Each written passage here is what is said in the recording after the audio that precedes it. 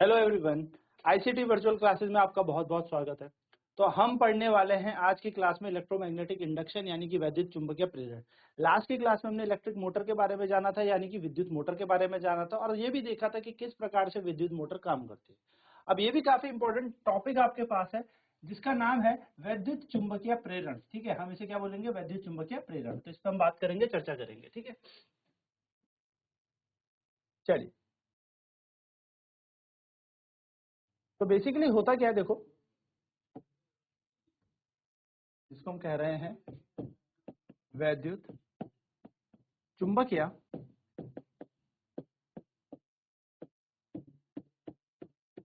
प्रेरण. So we have studied that when current carrying conductor is placed in magnetic field such that the direction of current is perpendicular to the magnetic field, it experiences a force.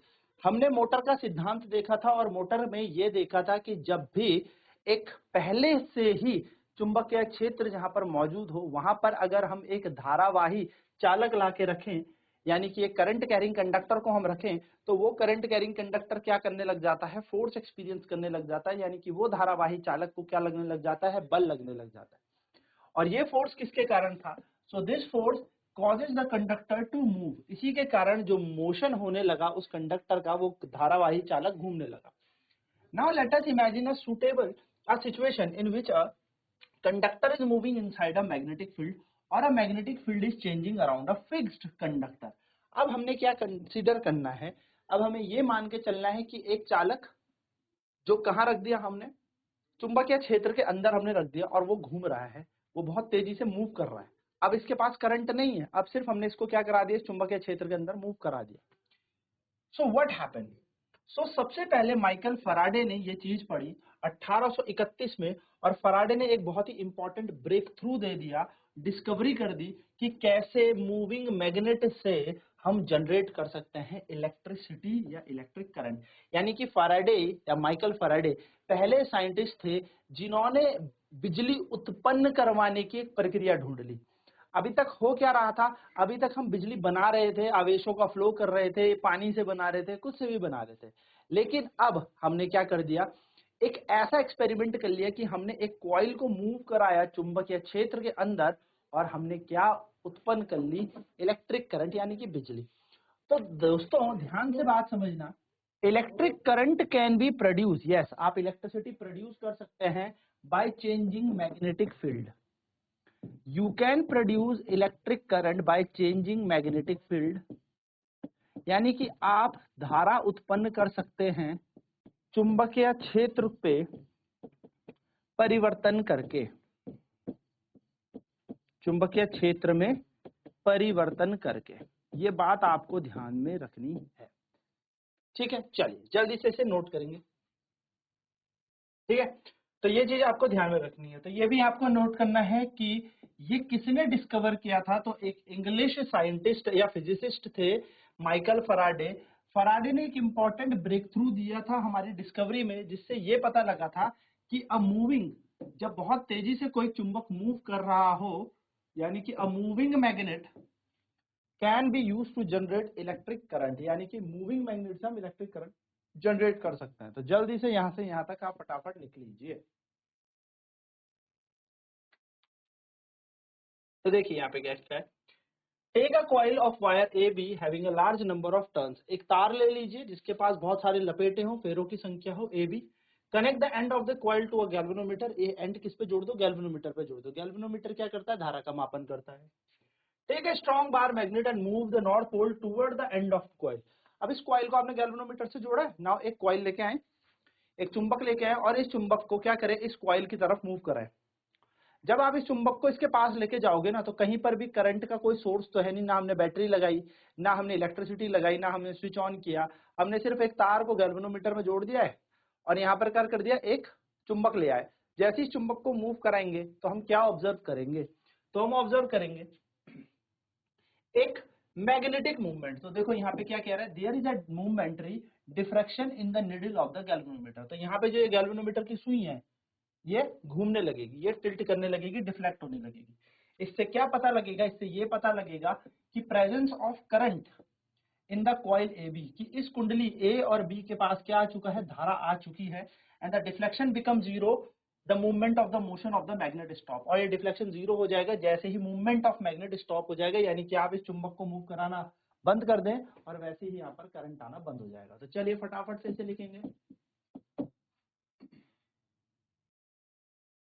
अब हुआ क्या, देखो, now withdraw the north pole. अब क्या करो, north pole को दूर लेके जाओ, हटाओ, तो आप देखोगे जो गैल्वेनोमीटर की डायरेक्शन इधर की तरफ हो रही थी अब इधर की तरफ घूमने लगेगी, यानी कि जैसे ही आपने क्या किया, मैग्नेट को दूसरी तरफ लेके गए, तो जो डिफ्लेक्शन है वो डायरेक्शन चेंज हो गई, यानी कि करंट की डायरेक्शन पहले ऐसे थी अब ऐसे हो गई। ठीक है, चलिए जल्दी से ऐसे भी नोट करेंगे, यानी कि जब आप नॉर्थ पोल इसके पास ला रहे थे तो करंट ऐसे चल रहा था, जब आप नॉर्थ पोल दूर ले गए तो करंट ऐसे चलेगी।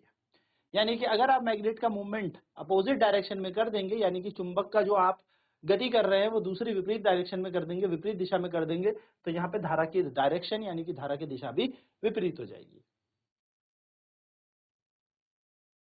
अब देखिए क्या हुआ आगे, आगे कह रहा है place the magnet stationary at a point near to the coil. तो इस क्या करो, अब इस मैग्नेट को रोक दो, place the magnet stationary at a point near the coil, रोक दो, अभी पहले लेके जा रहे थे आप पास, keeping its north pole toward the end, अभी भी नॉर्थ पोल यानी कि उत्तरी ध्रुव बी की तरफ ही रखना।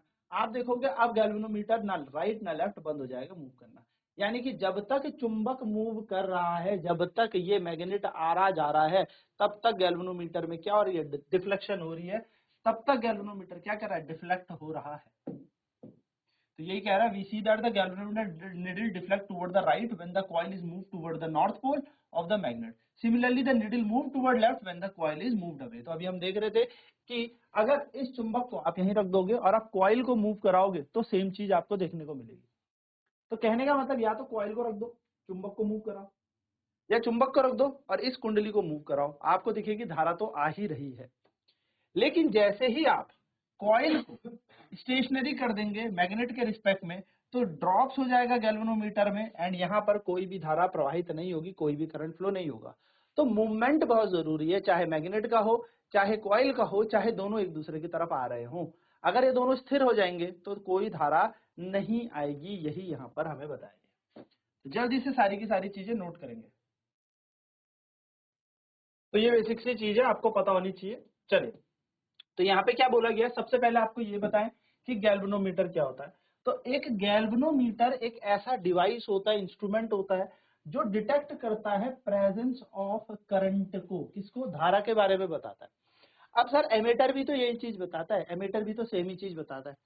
तो गैल्वेनोमीटर ना डायरेक्शन भी बताता है साथ साथ में धारा की, कि धारा इधर से बह रही है या इधर से बह रही है, जबकि एमीटर से हमें धारा की मान के बारे में पता नहीं लगता, मतलब मान तो पता लगता है पर दिशा के बारे में पता नहीं लगता। एमीटर से हमें दिशा के बारे में पता नहीं लगता, गैल्वेनोमीटर हमें दिशा के बारे में भी बताता है। तो पॉइंटर देखो कहाँ पे होता है, बीच में इसका पॉइंटर होता है, ठीक है, the centre of the scale, जो कि 0 दर्शा रहा होता है यहाँ पे सेंटर में, ठीक है। ये दोनों तरफ मुड़ सकता है, यानी कि लेफ्ट की तरफ भी और राइट की तरफ भी दोनों मुड़ सकता है, तो ये राइट भी जा सकता है और लेफ्ट भी जा सकता है, यानी कि ये क्या बता सकता है, हमें डायरेक्शन ऑफ करंट भी बताता है। जल्दी से इसको भी देखें कि गैल्वेनोमीटर क्या होता है, इसे अपनी कॉपी पे लिखेंगे। याद रखिएगा, जब भी गैल्वेनोमीटर होगा तो वो धारा ही बताएगा, धारा के बारे में बताएगा। अब आप क्या कर सकते हैं, आप ये देख सकते हैं कि you can also check that if you had move south pole of the magnet towards the end B. अब उस कॉइल के एंड के पास, अभी तक तो आप नॉर्थ लेके जा रहे थे, अब आप साउथ पोल लेके जाए, यानी कि अब आप दक्षिणी ध्रुव लेके जाए, तो आप क्या देखेंगे, आप देखेंगे कि जब नॉर्थ दूर जा रहा था तो जिस डायरेक्शन में करंट फ्लो कर रहा था उसी डायरेक्शन में अब करंट फ्लो कब करेगा, जब साउथ पास आ रहा है। जब नॉर्थ दूर जा रहा था, यानी कि जब उत्तरी ध्रुव दूर जा रहा था, तो माना धारा इधर बह रही थी, तो जब नॉर्थ पास आएगा तो धारा किधर बहेगी, इधर बहेगी। यानी कि अगर मैं बात करूं कि ये कुंडली है और जब इसके पास नॉर्थ आ रहा था तो धारा बह रही थी इधर की दिशा में, मान लेते हैं, तो इधर तो साउथ होगा, तो जब साउथ, एक सेकेंड ना, जब नॉर्थ इससे दूर जाएगा, किसकी तरफ, इससे दूर जाएगा, यानी कि जब उत्तर ध्रुव इससे दूर जाएगा तो धारा की दिशा ऐसे होगी। सिमिलर बन जाएगा केस, सेम टू सेम कब बन जाएगा, जब ये कुंडली है और यहाँ पर हमारे पास क्या है, नॉर्थ और साउथ है। अब हमने इसको बदल दिया, हमने क्या कर दिया, इधर साउथ और इधर नॉर्थ कर देते हैं, यानी कि हमने क्या कर दिए, ध्रुव बदल दिए, ध्रुव की पोलैरिटी बदल दी। तो भाई जब साउथ पास आएगा, तो जब नॉर्थ दूर जा रहा था तो वैसी धारा प्रवाहित होगी, यानी कि जब नॉर्थ पास आता है और साउथ दूर जाता है तो सेम डायरेक्शन में करंट फ्लो होता है। जब उत्तरी ध्रुव पास आएगा या दक्षिणी ध्रुव दूर जाएगा तो धारा की दिशा समान होगी। उसी प्रकार से जब दक्षिणी ध्रुव पास आएगा और उत्तरी दूर जाएगा तो धारा की दिशा समान होगी। तो वो यहाँ पे यही कह रहा है कि अगर हमने यहाँ पर इस मैग्नेट की पोलैरिटी बदल दी, इस चुंबक की ध्रुवता को हम बदल देते हैं, यानी कि नॉर्थ की जगह आप साउथ कर देते हैं, तो अब क्या होगा, जो डिफ्लेक्शन होगा गैल्वेनोमीटर में वो होगा opposite to the previous case, जो हमने अभी केस पढ़े उसके विपरीत होंगे। तो when the coil and the magnet are both stationary, जब दोनों के दोनों कॉइल कुंडली और चुंबक दोनों के दोनों स्टेशनरी हैं, यानी कि एक ही स्थान पर रुके हुए हैं, तो गैल्वेनोमीटर कोई डिफ्लेक्शन नहीं करता, गैल्वेनोमीटर पे कोई भी मूवमेंट नहीं होता। इसलिए यहां से क्लियर हो गया इस एक्टिविटी से कि मोशन आप करोगे मैग्नेट का कॉइल के सापेक्ष में, यानी कि कुंडली के सापेक्ष में, तो ही यहाँ पर एक वैद्युत विभव यानी कि पोटेंशियल डिफरेंस यानी कि एक वोल्टेज आ जाएगा, जो क्या करेगा, एक इलेक्ट्रिक करंट को लाने के लिए सहायक होगा, which is responsible to generate electric current in the coil. And यहाँ पर आपने कोई भी सोर्स नहीं लगाया, ना आपने कहीं कोई स्विच दबाया, ना आपने किसी सॉकेट से अपनी तार को जोड़ा है, आपने सिर्फ गैल्वेनोमीटर से एक नॉर्मल कुंडली की तार जोड़ दी और एक चुंबक को पास लेके आए या दूर लेके आए। तो कहीं आपने धारा तो नहीं दी, ना आपने बाहर से धारा ली, ना आपने कोई बैटरी लगाई, ना आपने कहीं स्विच बोर्ड लगाया, आपने सिर्फ क्या किया, चुंबक को मूव कराया, यानी कि मैग्नेट को मूव कराया, जिसके कारण क्या आ गई, धारा आ गई। और जो ये धारा आई है ये अपने आप आई है, किसके कारण, जब इस चुंबक का मोशन हुआ है, जिसको हम कहते हैं इलेक्ट्रोमैग्नेटिक इंडक्शन, यानी कि वैद्युत चुंबकीय प्रेरण। किसके कारण, वैद्युत क्षेत्र आया या करंट किसके कारण आया, तो करंट यानी कि धारा जो आई वो एक चुंबक के कारण आई है, मैग्नेट के कारण आई। तो इलेक्ट्रोमैग्नेट का मतलब क्या होता है, इलेक्ट्रोमैग्नेटिक इंडक्शन का मतलब हुआ करंट आया और किससे, मैग्नेटिक फील्ड से आया, यानी कि धारा आई लेकिन किससे, एक चुंबकीय क्षेत्र से आई। चलिए तो जल्दी से ये सारी कहानी यहाँ पर नोट करेंगे जो मैंने यहाँ पे मार्क की है, एंड देन फिर हम आगे फैराडेज की और चर्चा करते हैं। ठीक है, जल्दी से। तो देखिए यहाँ पे माइकल फैराडे के बारे में दिया हुआ है कि Michael Faraday was an experimental physicist. Michael Faraday क्या थे, एक एक्सपेरिमेंट करने वाले शोधकर्ता, फिजिसिस्ट, एक फिजिसिस्ट थे। He had no formal education, उनके पास ऐसी कोई एजुकेशन नहीं थी। फॉर एन एग्जांपल उनके पास कोई डिग्री विग्री मतलब वो नहीं थी।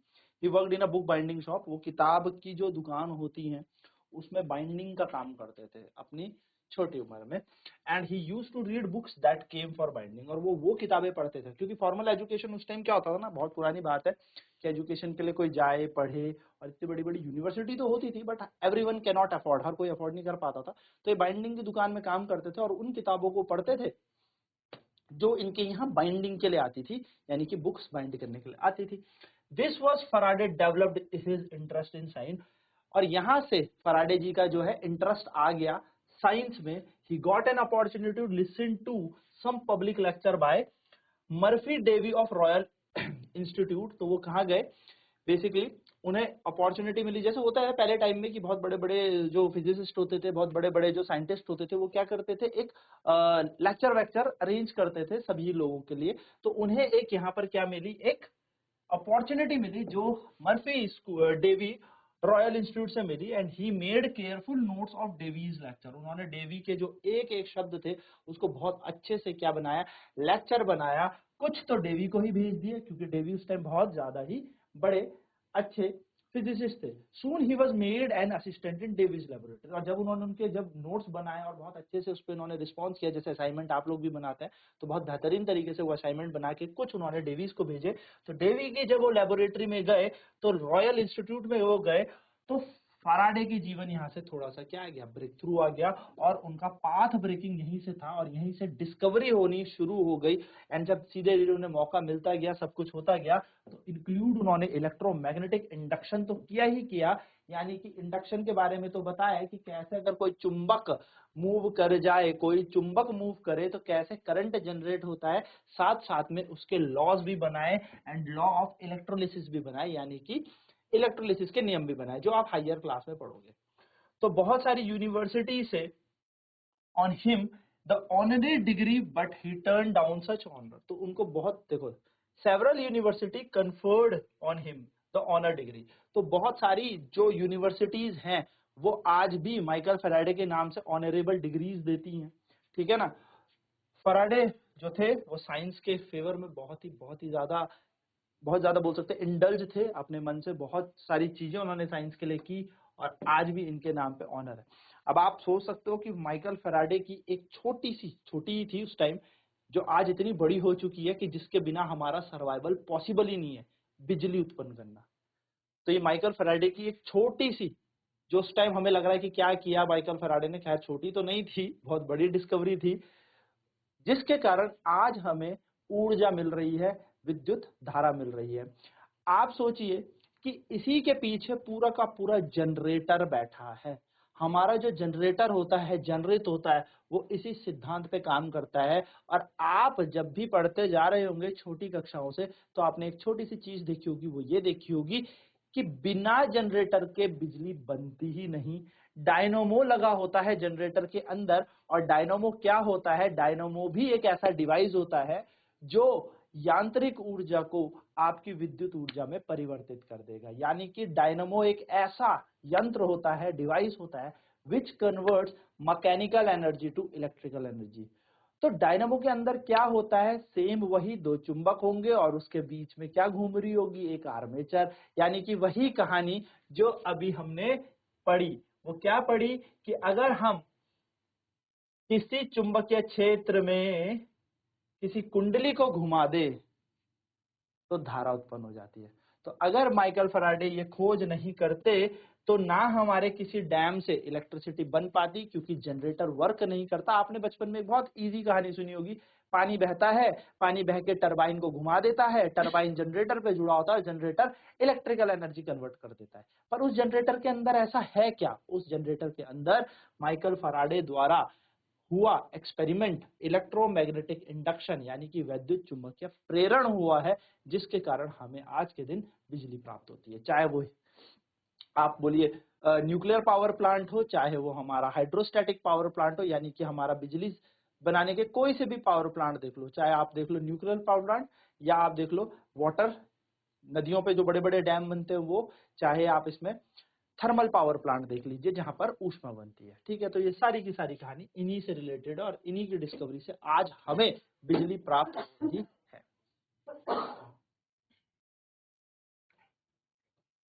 तो देखो, let us now perform a variation of activity. तो इन्होंने यहाँ पर क्या किया, इस एक्टिविटी का एक वेरिएशन कर दिया। इस एक्टिविटी का वेरिएशन क्या किया, अब जरा ध्यान से समझना।